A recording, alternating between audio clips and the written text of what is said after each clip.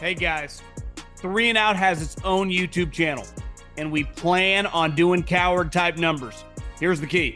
If you're watching this, you like our content, make sure you subscribe. Subscribe to the page, leave a comment, interact with our stuff. We do stuff on this page on a daily basis. 365. Three and Out podcast right here on YouTube. Make sure you subscribe right now. Okay, back at it again with my main man Stuckey, who his Ravens got a big win. He watched the Brownies. That one was tight, but that that 2-point conversion, saved a lot of people. And I think you could argue the Seattle game for anyone that gambled and had money before some news broke and that line started ripping. I heard someone say that it closed at like close to 16. When we were talking, it was like 10.5, 11. So Drew Lock will do that to you. Obviously, 16, even with Drew Lock, be very tempting as well. But we'll throw that one out. Bears, shit, they look good. And like we said, the Brownies, that was a weird game. But hey, if you got them at 3 points, you feel pretty good about it. Stuckey, what's up, bro? Going on, yeah. And Lawrence, I didn't think Lawrence was going to play. I would have been almost double screwed on quarterback news. But he played, looked okay. But they had some other injuries, and it was a crazy weekend in the NFL. I'll sum it up with these stats. Mahomes was 46-2 when the Chiefs' opponent didn't reach 21 points, lost. Wallace, walk-off punt return for the Ravens. Never returned a punt in the NFL before last week. Titans, first team ever to be down 14 with less than 2:55 to go and win in regulation. NFL teams scoring 3 or fewer points since 2008 were 0-255 until the Vikings. Steelers, first team ever over 500 to lose back-to-back games, at least to teams with at least 5 games under 500. Unders had hit 35 straight times after a scoreless first half. That went out the window with Jets, Texans. NFC and AFC players of the week: Zach Wilson, Tommy DeVito. Quarterbacks to win a game last week: Wilson, DeVito, Levis, Zappi, Browning, Flacco, Mullins. Crazy NFL times right now. Really is. You were at the Browns game, correct? You ended up going. What's your take on the Joe Flacco 38-year-old gray beard experience for the Browns quarterback? Yeah, I mean, he's won me a lot of money in that stadium, backing him, going as a Ravens fan. It was very surreal being there, and then everyone else rooting for him. Well, even the Browns posted he wins a lot in this house. 10-2 now, and 10-2 against the spread.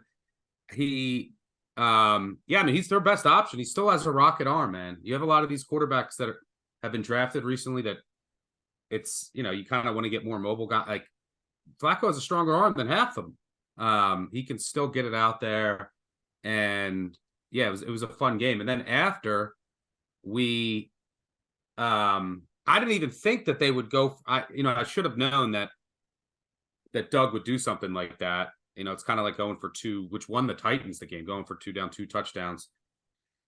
We left the stadium. We were like, let's go. We had some, reserved booth at the casino for the 4:00 games.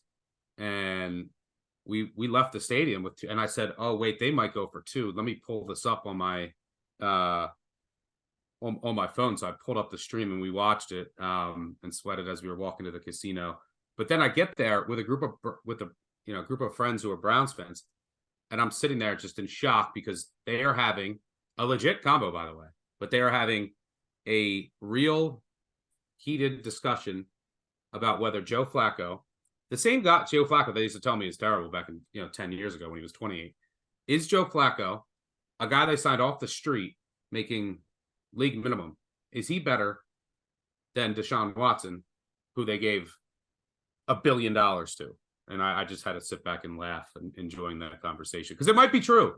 So yeah, that was very entertaining to hear after hearing Cleveland fans would always trash Flacco, and now he's their savior after coming off the street. And the Watson trade might go down as one of the worst in sports history. You read some of these stories. They sure like him. They sure like him a lot in a short period of time. Now you would say one thing Flacco's always hung his hat on like a lot of the quarterbacks of his generation, the Rivers, the Breeze, like they were beloved by their teammates. Like they were guys like him.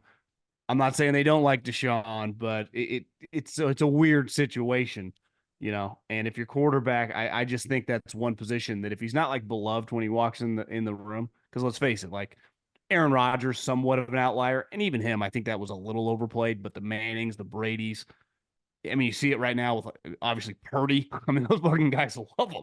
Yeah. Mahomes, Allen. That's something that if I was a Browns fan, I'd be a little nervous. But on the bright side, Throw like, Lamar in there, like all these top yeah, quarterbacks that are Lamar's a loved by great their example, teammates. 100%. I mean, Dak, most of the top guys, Cousins, it feels like he started really resonating with his teammates before these last couple years. The talk about it feels like they like Tua, but that loss, if you're telling me that it turns out, you look at that schedule, I think they go Jets, Cowboys, Ravens, Bills. I mean, if they're the 3 seed and they're playing this team, the Browns, as a 6 seed, you're telling me Flacco, that defense against Tua, they're not going to be a lot of money flowing toward the Brownies? Yeah. Well, if the Dolphins lose this week, and that's not one of my games, but we don't know who's going to play for them yet. We'll see. They have a bunch of defenders that are hurt. They lost their center for the season. Teron Armstead, their left tackle, was out last week. We don't know if he's going to play. Their guard's definitely out. Their other guard might be out. Tyreek Hill, is he going to play? Is he going to be healthy? It's a whole different team without him. So all those injuries, say they're down 3 or 4 offensive linemen and Tyreek Hill doesn't play against that Jets defense in 30 to 40 mile an hour winds, could change, but that's what it's projected now. I mean, that game could be, you could lose that game if it's just a weird weather game, and Tua under pressure, it could be under pressure the whole time. And yeah, without Tyreek Hill, they just look lost. They lose that game, They'd be in trouble. I mean, yeah, the Bills, all of a sudden, everything's turning up Buffalo Bills. They're live for the division. Because all they got to do is get one game back, because they already beat them by the finale. And so if Buffalo wins this week and Miami loses somehow, or, Miami loses to Baltimore, because of that loss, Buffalo controls its own destiny for the division if the Dolphins drop just one more game before that regular season finale. And you just mentioned the schedule. It's one of the hardest in the NFL with a ton of injuries now. Just a horrible loss. And yeah, the Ravens can even afford to drop a game before that Dolphin. The 1 seed now becomes a much more difficult path. So yeah, it's just a terrible, terrible loss for the Dolphins. And yeah, you can't really watch that team and believe in them just yet, or at least myself. Okay, let's transition to the Bills game, because I got to be the best game on the schedule. It doesn't get much better, especially now that the Bills have a little life. Were you at the casino when that moment happened with Kelsey? Yep. What was the reaction by everyone in the book? Well, most people had the Chiefs. I think a lot of people had the Chiefs, especially because that thing went down to like 1. So everyone went nuts, and I was with a bunch of people that a lot of them follow my bets, and some of them had the Bills just otherwise. So we all had the Bills. So my first reaction was it's the opposite of the NFC Championship. Yep. I tweeted it out too. I was like, there's too much time. And I was shocked by that play. I was like, oh my gosh, did that just happen? But then the flag came out. So everyone is like, oh, wait. And then there was just chaos. And then they went like this. So I just felt that's the offside signal. Like, you get that offsides offense 5 times a year. I think it happened like once 2 years ago, 3 times last year. And then it's been a point of emphasis this year. They've called it 11 times. I know. So they went like this, and I didn't even look. And my friend hit me in the chest and said, no, dude, it's offsides offense. I was so confused. Obviously, I had a lot of beverages. I was like, wait, what? Did I just see that? Yeah. And then, but people always look, the Chiefs then still had 2nd and 15, and all they needed was a field goal. So and Butker's hit a lot of big ones in his career. It's not. Yeah. So I started to panic. I was like, man, they're gonna get a field goal now, and then they're gonna win the toss, because this is what the Bills do. The Bills are what, like 0-7 they never win 7 in overtime. So then I was like, I wish they scored. I wish they scored the touchdown. I started thinking in my head, this is how how nuts gambling is. because then at least I would have had Allen with the ball. I was like, now they're going to kick a field goal with no time left, and then it's going to come down to a coin toss. So roller coaster of emotions. Great game, and yeah, Bills will be in another one this week. It's football season, and you can now get almost anything you need for game day delivery with Uber Eats. What do we mean by almost? Can Uber Eats deliver foam fingers? No. But chicken fingers? Yes. Touchdown dances? No. Buttermilk ranches? Yes. Field goals? No. Grilling coals? Yes. Running backs? No. Ribs? Yes. Blitzes? No. Beers? Yes. Defense? No. Deodorant? Yes. Game-clinching turnovers? No. But pastry turnovers? You know the kind with delicious apple filling? Oh yeah, because that's groceries. And get those delivered with Uber Eats too, along with food from your favorite restaurants and other essentials. And the best part, you can get it all without missing a second of action on your TV. There you have it. Get almost anything for game day delivered with Uber Eats, official on-demand food delivery partner of the NFL. Order now. Alcohol in select markets. Product availability may vary by region. See app for details. I like them here. I like them under a field goal. Yeah, my take on the Bills is like clearly their quarterback is, one of the more fun players I think of like my life. I mean, yep. I was a little young for like peak Elway. Obviously, I lived through Favre. Rodgers, he was incredible, but it was very smooth. There was not this like chaotic physicality to it. This guy's got like a quicker Roethlisberger, but you've never seen anything like him. It's hard for me to have much faith because they easily could be, several more wins, but all their fucking games look like that. I mean, all their games kind of play out. They're like the better version of the Chargers. The Chargers for like a decade have just been losing. They win a decent amount of these, but and I understand they were like 50-1 to win the Super Bowl a couple weeks ago. And I get it, because the quarterback, I just don't have much faith that that they easily could drop one of these next 4 games in a game that looks exactly like it could screw them, or a playoff game. They'll just get the most devastating loss you'll ever. They're the new Chargers on steroids. Yep.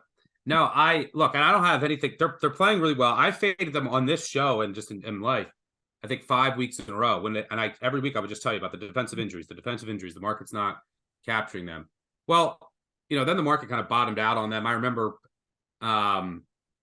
this was before the Eagles game. Everyone was like, Allen's done. This team's terrible. I was like, so the market went way too far the other way. They signed Rasul Douglas. He's been great. That's helped really plug up one corner spot.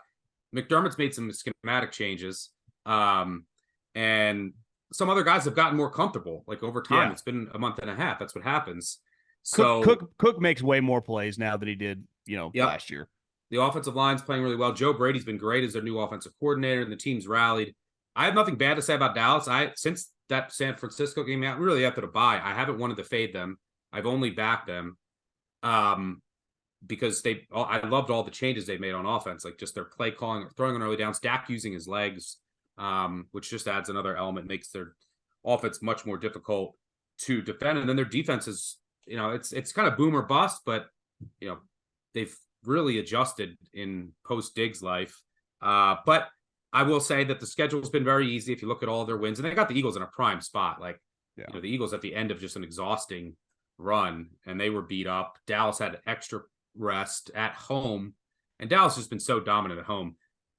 This is things might not be as easy on the road, outdoors in Buffalo in December, in front of what should be a raucous crowd. I'm gonna trust just Allen and this desperate Bills team that's starting to peak to get it done. And for what it's worth, if you're into trends over the past 20 seasons, underdogs in December or January that have a winning percentage of 75% or more, which the Cowboys do, they're just 29, 49, and 2 against the spread. That's 37%. 16, 37, and 2 when they're on a multiple game winning streak, 30%.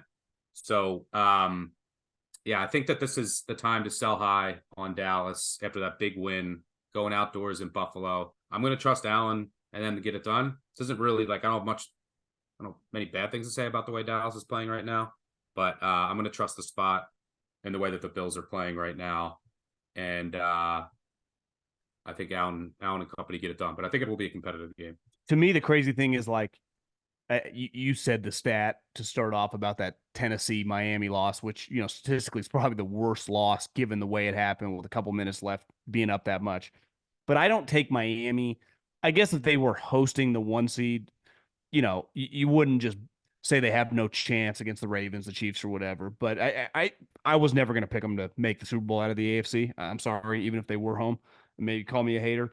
To me, Dallas is a Super Bowl level team if they had the number 1 seed, and I think that Arizona game is the worst loss of the year, factoring in like if you don't take Miami as a legit Super Bowl contender, that loss was statistically worse because Dallas just got their ass kicked in that game. But like that to me, like in this game against the Bills, they still have a lot to play for. Now, this probably is the only losable game for the Eagles, right?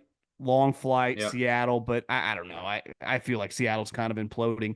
Maybe you say one of those Giants games, hell, maybe this upcoming, the following week, off a short week, the Giants have nothing to lose, DeVito mania, but I don't know. I mean, that Dallas Arizona loss. I mean, they would have two losses right now. Granted, it'd be the Eagles and Niners, but they would be the 1 seed. They would have just more room to breathe. These games all matter. I mean, there's a lot on the line for both these two teams. Yep. Yeah. I think the Dallas, yeah, the way that Dallas, that offense at home too. And there's still, there's still just a little more finesse to me. Yeah, well, they don't have a big Um, power running back. yeah. Pollard's much more of a space guy. That young guy they got from South Carolina is actually not a bad, but they would really like obviously Zeke in his prime, but just a physical back for this type game, right? Fuck, they just ram it Yep. down their throat, control the clock, but that's not really how they play. Yeah. So, which I think makes them, that 1 seed, not only do you get a bye, but them playing at home more important than I think the Eagles. I think the Eagles need it more this year because they got to get healthy and they need to now they will get the rest, I guess, with this schedule. But yeah, I think Dallas ultimately needs it more than San Francisco or Philadelphia. I agree. I think that the Lions would need it more than any team to even have a prayer. I mean, Goff has to be indoors, and that defense is terrible. They're not going to get it. So you can write them off. So then it's like the NFC.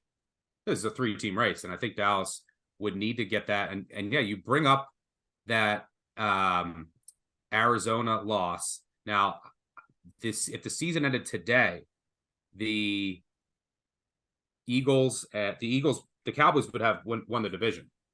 But the way the schedule breaks, if they say they both win out, then the Eagles would get the 1 seed because they would have split, lost to the Conference 49ers, losses. and then the Eagles lost to the Jets, and the Cowboys lost to the Cards. So that could ultimately do them in for the division, for a 1 seed, and then ultimately, a chance at the Super Bowl. I think one thing's looming. We'll get to Detroit. I know you kind of like them this week. I mean, they've been leaking major oil. They get the Denver Broncos on Saturday night, but they have a game now. We don't know, the wild card situation in the NFC. There's like 75 teams with 6 and 7 records. Based on the way they're playing, I would say Green Bay and the Rams would be the best two teams, if assuming that their quarterbacks and guys are healthy. I think there's a chance if one of those two teams has some momentum coming in and they're the 6 seed, a lot of people are picking that team against the Lions in round one. What do you think about that? Yeah, absolutely. I agree. Now, if it's one of the NFC South teams, maybe, like Tampa or something, maybe it's a little different. But if it's the Rams or the Packers, I think there would be a lot of momentum, people picking them and like legitimately betting a lot of money on them.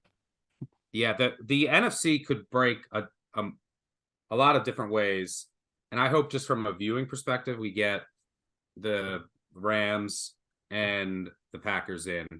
The Vikings just don't have a quarterback now. Yeah. Brian Flores did a tremendous job with that defense, and then no one needs to see multiple NFC South teams Not a in. soul. So yeah, I hope that those two teams get in. They had pretty big And swing losses on this weekend. I mean, both those two yeah, wins for those two teams would have, I don't want to been say ensured huge. they were in, but holy shit, how would they not? Would have given them that's they're kind of behind the 8 ball a little bit. Yeah, and the thing to note is that the Rams had to start who was Rippon at Green Bay. Yeah. So they lost that. So Green Bay has a tiebreaker of them, which is worth noting. Now, if it's multiple teams, it could get a little messy. But yeah, I agree. I think those two teams, either Stafford one was fucking awesome against the Ravens. He looked like peak Detroit Lion, just badass. Unbelievable. And then even if you get the Rams, the Rams at the Eagles, in that, as the 2 seed, that'd be a great game. The way that secondary is playing, Rams would have a shot. So yeah, I hope that those 3 road teams that we get in the first round, Packers, Rams, and then either Eagles or Cowboys. The same thing with the AFC though. Like the AFC, we could get, if the Bills don't, if we could get the Bills in there, or you could end up getting like you could get the Steelers or the Colts no. I want Bills, Browns, and then whoever the best version of the third team is. Yeah, if it's the Texans, if it's Stroud, but exactly. So yeah, there's a lot to be decided. The final few weeks, it's going to be fun. And here's the thing: you gotta remember, every year you got to tell yourself this as an NFL fan. You can look at the schedules. I always go in the playoff simulator. And even in week 18, it used to be week 17, one of my favorite things to bet is against the teams that need to win, against teams playing for nothing. Still professional, still playing for their job. And then usually the lines are inflated because everyone is just betting this team that needs to win. There will be many more Dolphins-Titans. Maybe not that big of a spread, but there will be many more teams that go down that need to win. And there's a long way to go. So are you out? I know you like Detroit -4 at home against Sean Payton and Russell Wilson. Are you out on the Broncos? Yeah, I mean, I just think this is a good number one. Goff's at home, indoors. Their offense is going to look dramatically better. I mean, they've gone 4-2. They haven't looked great. Their 2 losses, they were -6 turnover margin, 1 of 10 on 4th down, in their 2 losses. This is mainly so Goff indoors. Offense should look better. I think Ragnar, their center, will be back. He's important. And Goff indoors 30-15 against the spread in his career. It's the most profitable of any quarterback. He just looks terrible on grass. I mean, you put him on grass and it's dark outside. He looks bad. It's unbelievable. And this Broncos team, yes, their defense has improved. If you look, since they gave up 70 to the Dolphins in week 3, since week 4, overall, they're 4th in EPA per play. But EPA heavily weighted by turnovers. Their 6 wins since then. They forced 18 turnovers. They have a +15 turnover margin. If you remove turnovers, and which are not predictive, for the most part, there's a lot of noise, and you remove the garbage time they played against backup quarterbacks, they're still 25th EPA per play on defense, 30th in success rate allowed. This defense has improved. It's not historically bad, but they've been getting so lucky. And then let's look at all the breaks they've gotten along the way. They play the Browns. Every one of the Browns gets hurt, including you're down to PJ Walker at the end. They play the Chargers last week. The Chargers, by the way, went 0 of 13 on 3rd down, 1 of 6 on 4th down. But yeah, Herbert got hurt. The game was over once that happened. They play Mahomes with the flu, who's just coughing up the ball the entire time. One of their other wins was against the Vikings and whoever the hell they had at the quarterback at the time. And they won on a last-second touchdown. So this team has been extremely fortunate in turnovers, 4th down luck, the quarterbacks that they faced, opposing team injuries. Even Tank Dell goes down against them. So there's I think this is a good buy spot on the Lions at home. There's a ton of regression coming for this Broncos team. You have the much better offense of the Lions. Sean Payton has done an amazing job with this offense, but the Lions indoors have a significantly better offense. So I'm going to trust the Lions to bounce back here. Okay, I think statistically one of the hottest defenses in the league over the last month plus has to be the Chicago Bears. Jalen Johnson, he's definitely played himself into making a lot of money. The Montez Sweat, I still stand by, trading a second rounder, especially when the second rounder was going to be high. Now, if you end up winning 7-8 games, easier to stomach because you would have to overpay to get him no matter what. But listen, you watch them; they are physical. You can't run on them. Jalen Johnson's picking the ball off. I don't know if Eberflus survives. I would doubt it, but he's definitely proven to be a pretty big-time defensive coordinator, which he's took over. Remember when the guy got in trouble, if he's got good players. So I'm not buying the Justin Fields resurgence in the sense of like now he's a stud. Like no, he hits some big runs and he hits the occasional big play, but like he skips and overthrows a lot of balls. But he makes enough plays, unlike he did early in the season, that just whether it's a running touchdown, whether it's a bomb to DJ Moore, I give them their fucking credit because that they were a franchise that easily, I mean, they were having like guys' houses get raided. I mean, coaches quit every week. It was getting great. Fields gets hurt. And they've showed a lot of like just moxie and just organizational, like we're not losers. So I give the Bears a lot of credit. Yeah, Bears defense playing really well. The other thing with the Sweat thing, yeah, because I agree with your stance, but like you got him in and then you fixed your D, and you won like 7-8 games. You don't get to the playoffs, and you just so then you hurt your other draft picks as far as positioning, which is something else to consider. But I think it makes it way easier having that Panthers thing in their back pocket. Just no matter what, you just know you have the one. Yeah, that's true. Why I really hated it is when they made it, they were terrible. And it was a lot like the Claypool that ended up costing him like pick 34. And I forget Awful. it's like Joey Porter Jr. It's like they would have loved to have that guy. Yep. Yeah. No, I agree with you. At least they signed him long term because exactly. That wasn't even guaranteed, which would have been historically bad trade. But yeah, defense has done a complete 180. Since week 7, they're 5th in EPA per play, and they haven't been, ridiculously lucky with turnovers. One spot ahead of the Browns, 9th in success rate. And Sweat has helped provide pressure. Jalen Johnson's playing at an all-pro level, 26.1 passer rating allowed on the season. Just silly stats. So you have, you have a guy who's just elevated his game to an all-pro level. I think he's definitely a top 5 corner right now. And then you have a guy, one of the other important positions is someone that can get pressure. And you have both of them now. You also got healthier, and they have good run stuffing defensive linemen. Their secondary in general dealt with a lot of injuries early on. So their defense is playing really well. Ngakwe's out for the year. It doesn't really matter. He's way past his prime. But they're pretty much all healthy. Their offensive line also is healthy. Their backfield. The Browns have a ton of injuries. I mean, look, and everyone wants to crown the Browns after last week, especially Cleveland fans.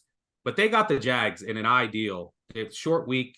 They were without their left guard, their left tackle, without Christian Kirk, without multiple defenders. Quarterback had just been bent over on Monday Night Football. Yeah, couldn't really practice all week. That was a phenomenal spot for the Browns, and they still had to barely hold on. I love Flacco. I've been a huge Flacco buyer and believer his whole career, but he's 38-year-old Joe Flacco, and they now have lost their 3rd offensive tackle for the season. DeJuan Jones just hit IR. They already were down there 2 starting tackles. Their center might not play. Ethan Poach, he left the game. They lost Maurice Hurst, their starting defensive tackle. He's out for the year last week. They lost Delpit, their safety. Thornhill was out last week. Denzel Ward was out last week. They lost their backup defensive tackle, Jordan Elliott, to concussion last week. Okoronkwo, one of their other backup defensive linemen, went down with an injury last week. I mean, I can go on and on. The injuries that the Browns suffered last week and we're already dealing with are massive. And now along the offensive line with Flacco, who's not mobile. And you can't really run on the Bears. So, yeah, I think the Browns at -3.5, getting too much love here in the market.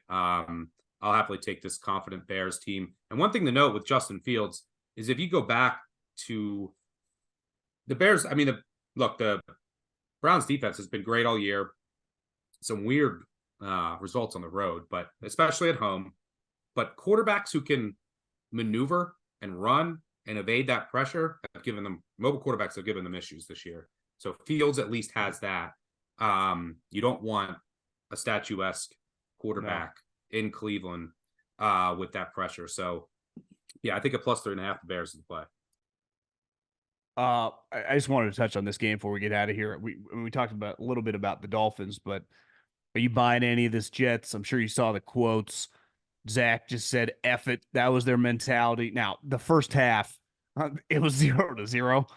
He was awesome in the second half, but it's not like he just played some thorough start to finish ball and game.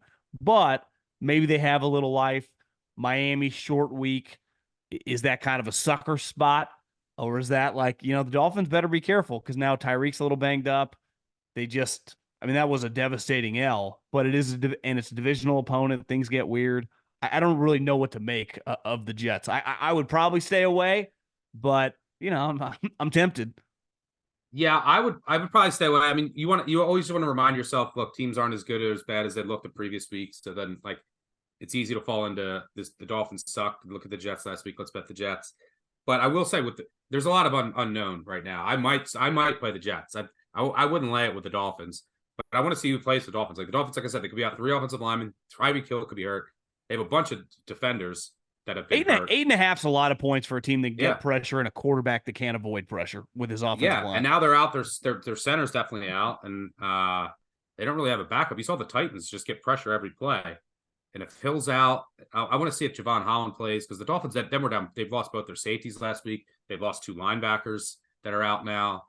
They already lost their defensive end, one of the best pass rushers. Jalen Phillips. So their defense is getting just decimated by injuries. Now your offensive line, and then maybe Tyreek Hill. And I can tell you, this Miami offense with Tyreek Hill, the difference between with and without Tyreek Hill is night and day. You go from having to defend Tyreek Hill to River Craycraft. It cannot be more of a difference. And then because of that, you can defend everyone else a lot easier. Yeah, stack the box a little more, against the run. You could double Waddle a lot easier, and then you can get pressure on Tua, and Tua, he's just not an elite quarterback that's going to win you games by himself. So he can't avoid. He's not great against pressure. Because he's not he's not for being a small, not super athletic. No, you think when you see him, like he's going to be some mobile kind of move. It's not, he's closer to Jared Goff than I think the casual fan realizes. I agree. I completely agree. So those offensive line injuries are devastating. And then throw in the weather. That's the, 30-mile-an-hour winds. That's the ultimate equalizer. So if the weather ends up being, as of right now, Miami by far, and there's games in the Northeast, and it's December, but Miami by far has the worst. Now it's Wednesday. Things could change drastically. There was a chance last week that the Cleveland game was going to have 40 to 40 mile an hour sustained winds. Hard to project, especially near lake effect. But as of right now, this Miami game, 30 to 40 mile an hour winds possible, which basically make a game close to unplayable from a passing perspective, which would just increase the variance. So, I think it's Jets or nothing, but I want to see who's playing for Miami later in the week. How shitty do offensive football need to be played to score 3 total points in a dome? Yeah. Longest 0-0 tie in a, before the merger. Yeah. There somehow was 48 games in NFL history that have ended 0-0. They've all happened before 1937. Probably weren't many domes back then, right? No. This is like I don't know no when forward the official pass. Stats. There's no forward pass. Yeah. But in a dome, 0-0. I mean, 3-0 final. We might not ever see it again. No, we will not. Okay, Stuckey. Well, have a great week. And I like the Chicago play. I just don't know what to make of Denver, but I'm with you. Like they've hit 2 or 3 big plays on offense that have made the game like bombs. Now Sutton's a really good player, but I think they're a tad bit overrated. And the Bills Cowboy game, man, that's a big spot. Dak goes in there and wins, throws 3 touchdowns. I think it'll be hard for him not to be the most valuable player in the league. There gonna be a lot of people watching that game. People are like, well, he's good in the dome. He lost to the Niners. It's like he wins that game. I think he would get. I think he is the betting favorite, but but those things, I will tell you, those things historically. Well, I can tell you for a fact, 10 years in a row, the MVP has gone to the quarterback with a bye. And now there's only 2 every year, but that's happened 10 years in a row. Last time that didn't happen was Adrian Peterson, 2012. And they usually come down. You'll see the odds go all over the place with these results the last 3 weeks. And if Purdy gets the bye and he beat Dak, and you got to remember Purdy, Lamar, New Year's Eve. So that's you have this Dak. Everyone's going to watch it. National TV versus the Bills. Christmas Day, I think. Christmas Day. Yeah, the night game too. So everyone's gonna be home. Yeah. So then that becomes your, it's your recency bias. And then if he gets the 1 seed, beat Dak, and then he'll have the, if he outplays Lamar. I think also if Lamar if they get the 1 seed, and Dak were to lose 1 or 2 games, and Lamar were to win at San Fran, outplay Purdy, and put up great numbers. Yeah, 3 touchdowns and a rushing touchdown. He would skyrocket up. Now they have a hard schedule. They pretty much got to beat like Miami, Jacksonville, and San Fran, I think, for Lamar to have a chance. And he's got to get touchdowns. A lot of times, like they'll running touchdowns, but I think and then Allen is the wild card. If you're looking for a long shot, if Allen wins out, and he has this really hard schedule, 12, 13 touchdowns in that stretch. Yeah, and he already has the numbers. So I think he's the long shot. So I think, it's Purdy versus Dak. Purdy has the easier route. And Lamar could throw a wrench into that. And then your ultimate wild card is Josh Allen. I don't really think, like, the Dolphins, I think, were eliminated on Monday night, any of the Dolphins. And Hurts, I think, is done. Hurts is done now, and they don't play anyone the rest of the year. So yeah, I think it's those 4. It's Purdy and Dak 2-man race. Lamar and Allen, because of their schedule, have the chance to make a run as a long shot, I would consider. So it should be a good race though. But usually 10 years in a row, quarterback with a bye. That's been the formula. Yeah, well, ride that one. Okay, Stuckey, have a great week. Talk to you next week. Take it easy, bro. Absolutely. Have a good one.